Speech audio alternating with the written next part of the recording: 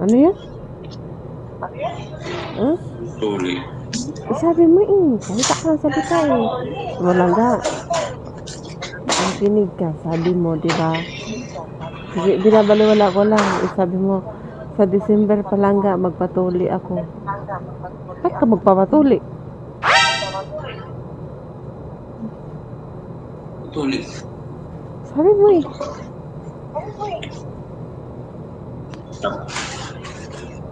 Yan ang tuli o kay bawal. Ingon siya Ginoo ay usba ninyo kung siya akong gihatag sa inyo. Tapos kung patuli ka, binuang ng istorya. Ay, support yun eh. Ay, support yun eh. Kaya lang ano, manang maulaw yun ka magpalili no kay. Support ka no.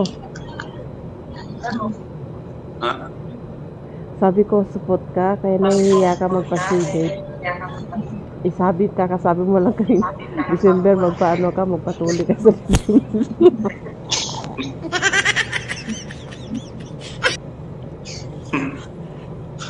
Ano yun? Bakit? Kailangan ko ba talaga tuliin? Wala nga. Kailangan ko ba talaga? Pag nagpatuli ka lang nga, wala na. Mabali na yung itak niyan. Ha?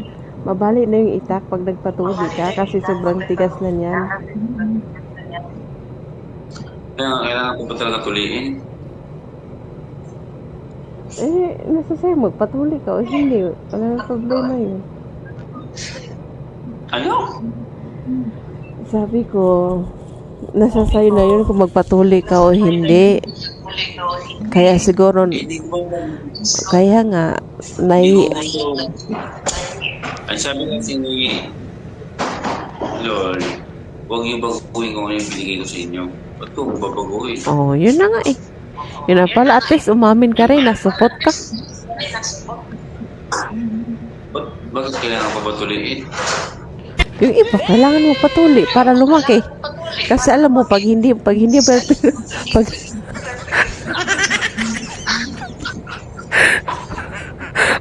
mo yung tuliin sa langga, alam mo yung agutay.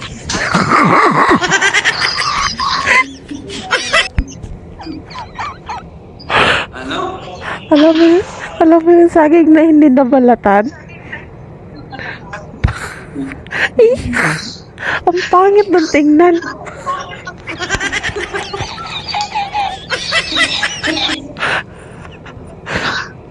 At least umamin mo rin, nasupot ka, di ba? Kasi pag pinapatuli mo yung palangga, lalaki yan. Pag hindi mo pinapatuli, maliit yan. Parang ano ba yun?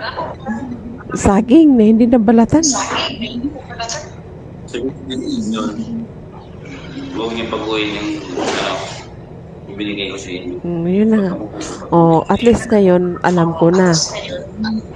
Supot ka. Hindi kaya nahihiya ka magpasilip, no?